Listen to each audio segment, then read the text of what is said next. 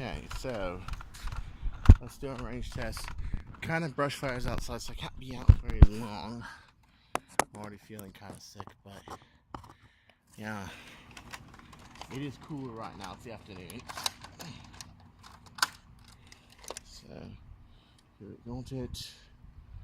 Let's throw 1, 2, 3. Come on, Dot. 4, 4 and 5 shots. It's 5 rounds. Down the road.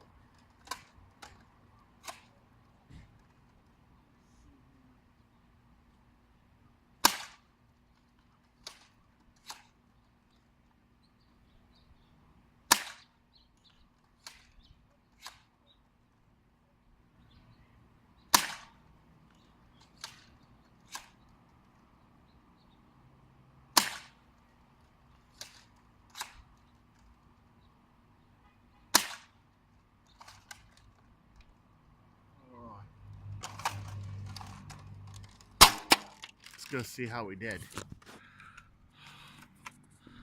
Okay. So as you know, Endo Kowasak, my usual starting point. This is a Omega Kit long shot with a 16 turf instead of the supplied spring, and a original Jet Blasters Merlynn Prototype. So, oh man, much more consistent ranges, much more consistent groupings.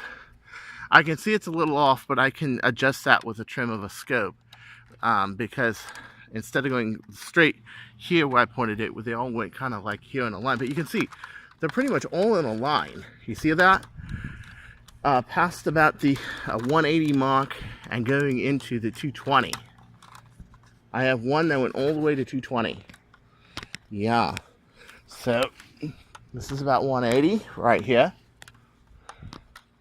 And then I got another 2 past two, about 205. And I got another 2 around 220. Well, I think that's actually like 210. And this is like 220. I knew the end of this is 220. So it's just shy of 220. Yeah. Very nice. Very not bad. Very not bad. As you can see, all I did was change a spring and then a Merlynn, and not even a longer barrel or anything, and I was able to get some pretty good ranges and some pretty decent groups. Now, of course, because of the position of the Merlynn has to be in a certain position, and it's a little cockeyed like this. It's not perfectly centered on the, like the one tab is too high than the other. It threw the dots this way, but it's nothing you cannot adjust for with a turreted scope, to be honest. You're talking maybe 1 or 2 MOA.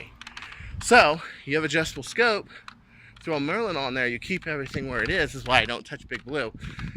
You can have consistent groupings, and you got a pretty good chance of backing somebody at a long range, just like the big boys. It's not that hard.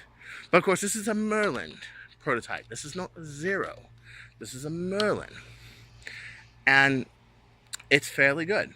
It's fairly good, even though the Merlynn is 503 and the barrel is actually 512. You know, it's one of my original Merlynn Prototypes.